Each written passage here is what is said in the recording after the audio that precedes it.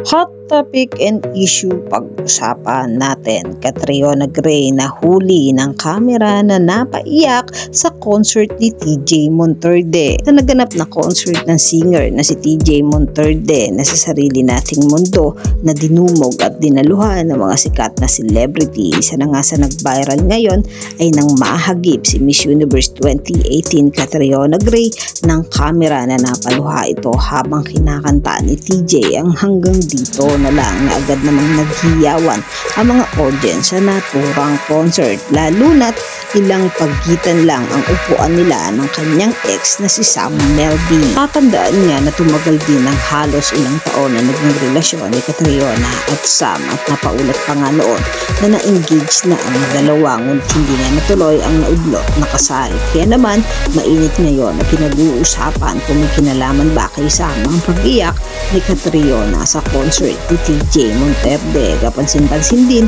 na tila wala namang reaksyon si Sam nang ipla sa concert ang pagluha ni Kat at patuloy lang ito sa pakikipag-usap sa kanyang katabi. Tatandaan din na si John Prats ang naging direktor sa concert ni TJ Monterde, kaya naman hindi maiwasan na nandun din ang kaibigan niyang si Sam Melby. Matapos naman mag-viral ang pagluha ni Catriona sa social media, wala naman itong naging pahayag at nananatiling tahimik.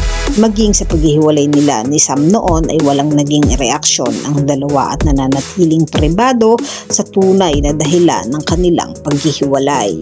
Kayo mga katambalan, ano ang masasabi nyo? Mag-comment lang sa comment section at pag-usapan natin. Yan ang mga hot topic and issue dito lamang sa Tambalang JK.